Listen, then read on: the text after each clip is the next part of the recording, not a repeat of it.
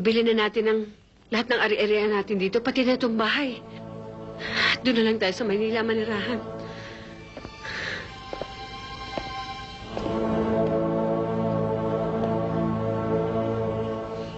Kapag nangyari yun,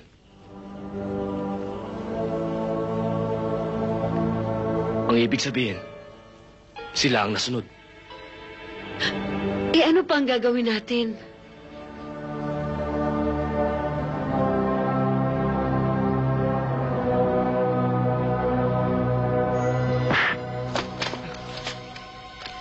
Ano bang kasalanan ko sa inyo?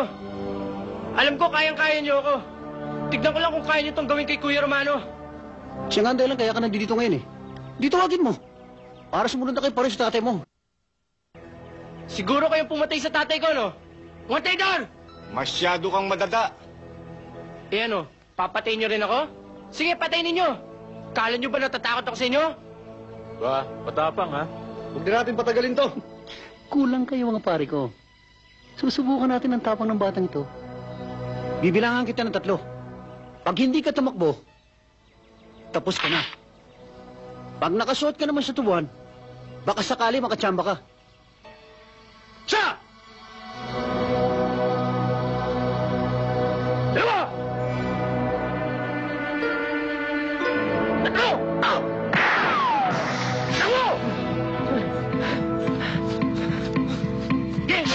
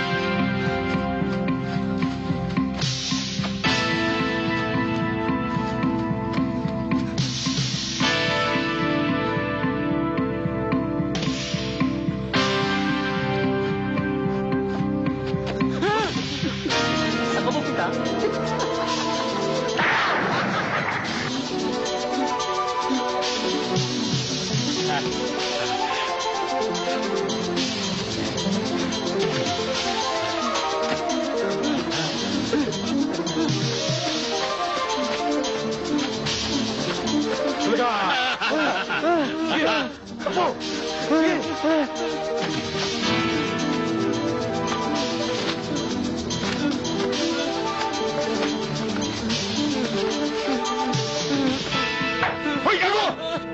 Saan mo punta?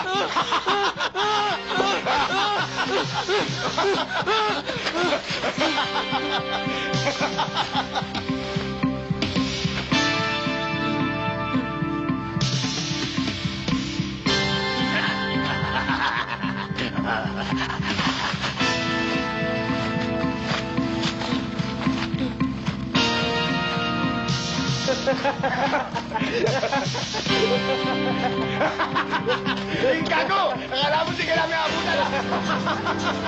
Hindi na natakot, Ara. Sige! Tumakbo ka! Takbo! Takbo mo ka!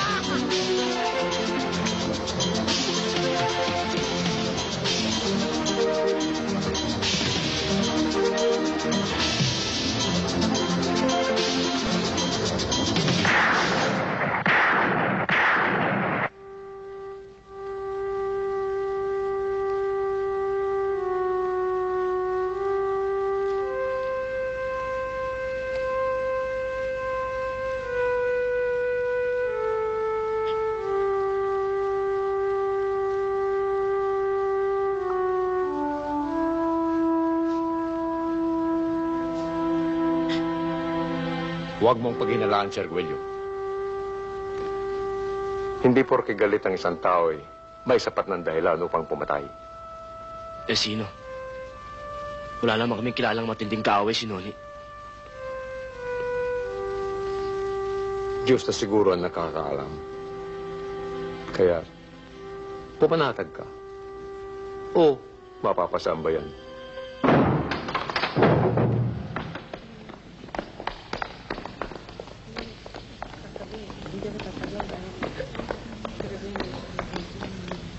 Kayo lahat! Mga taong labas kami! Anong ginagawa niyo rito? Ha? Inaaksalaman niyo ang panahon niyo rito? Magsiwi kayo lahat! Uli! gusto nyo? Ha?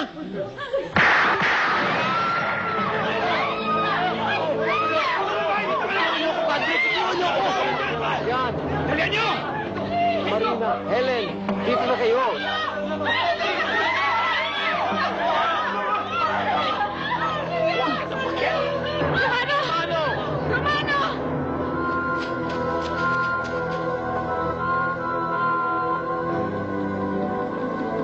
Sandali lang!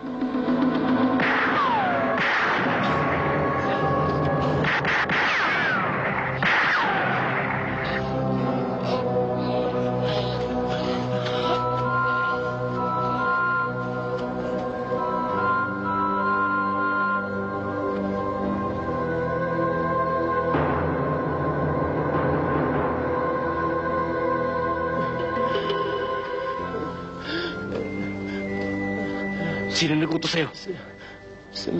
Sino?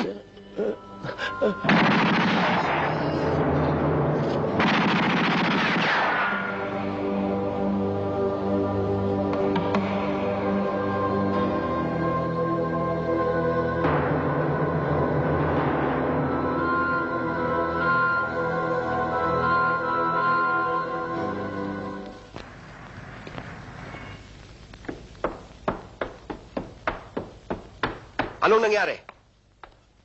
Ba't nagkabanatan daw sa simbahan kagabi? Akala ko ba usapan natin mga profesional ang kukunin mo?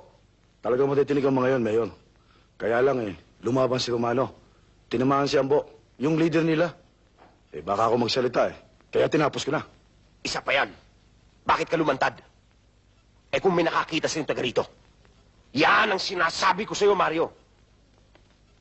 Ilang ulit kong sasabihin sa'yo na kapag meron akong pinapalakad, ayoko yung sumasablay. Ako na naman ang maiipit nito Sige. Antayin niyo ako sa munisipyo.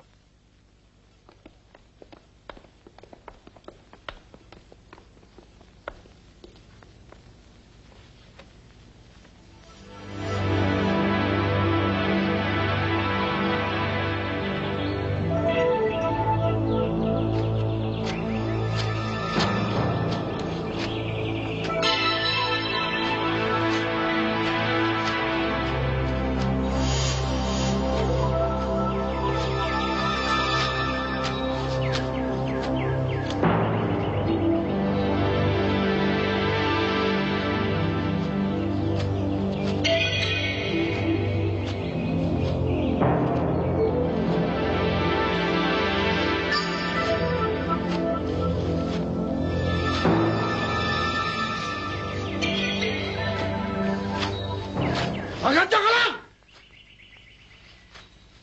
Sino ka? At anong kailangan mo?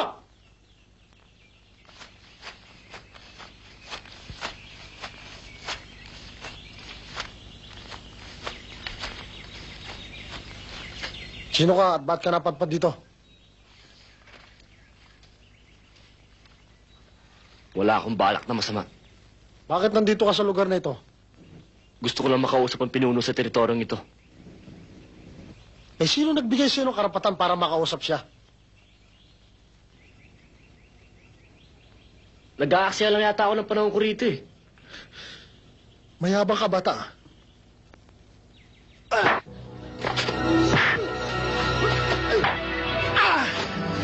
Wala bang kikialam! Paano niyo ang mga baril niyo?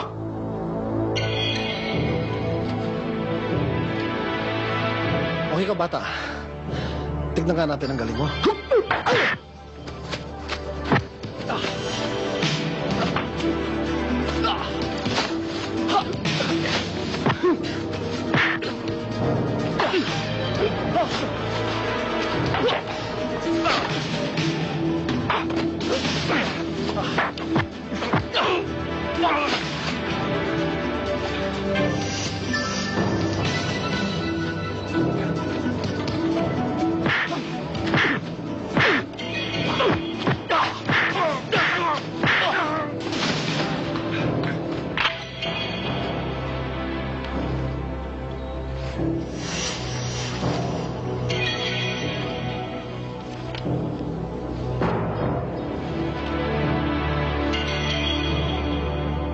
Okay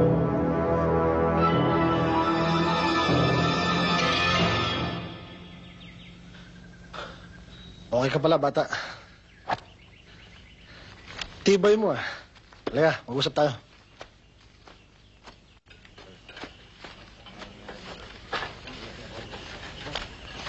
Ano ka nang wete?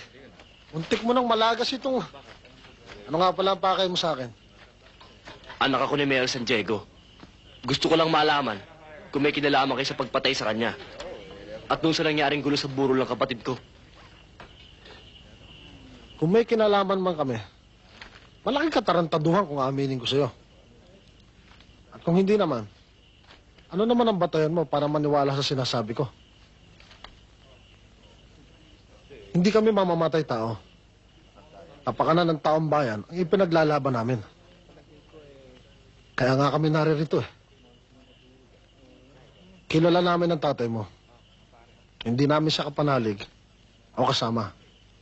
Pero nire-respeto namin siya. Dahil hindi siya nangurakot o nagpahirap sa bayan. Nabalitaan namin ang nangyari sa ama mo, Romano.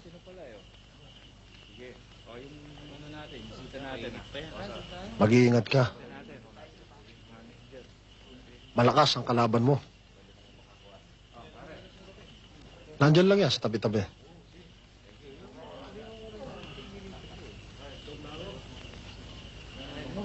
Yun nga ang hirap eh. Isa pa, sinumpa ako ng karahasan.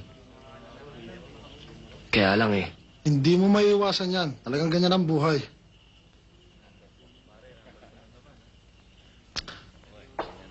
Madali lang.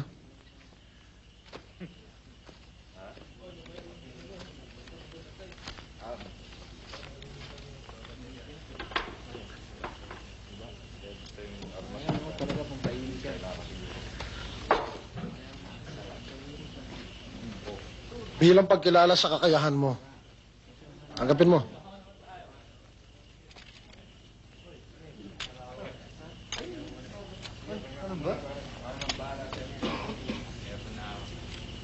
Kakailanganin mo yan, Romano. Hindi tayo nakakasiguro kung ano mangyayari sa panahon. Basta ito ang tandaan mo. Anumang oras kailangan mo ang tulong ko. Nandun ako.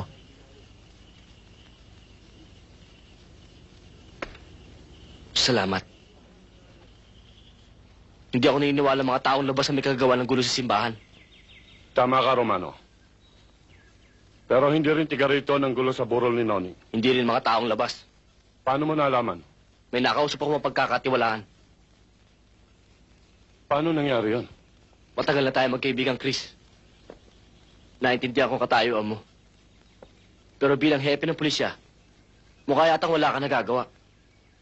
Alam mo kung sino may kagagawa ng lahat ng gulo nangyayari dito.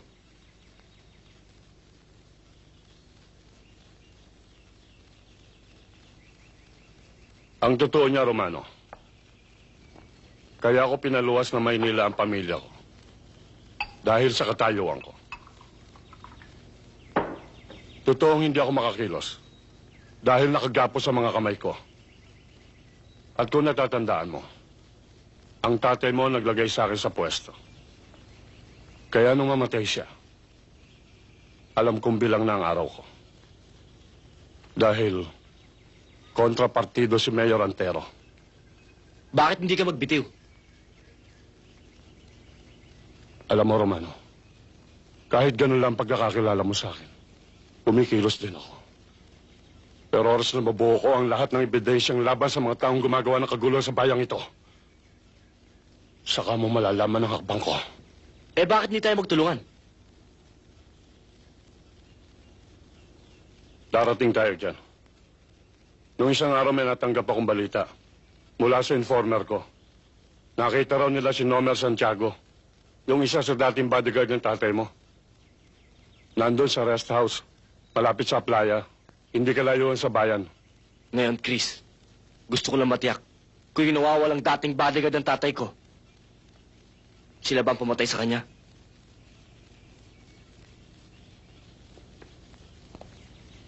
Sila nga.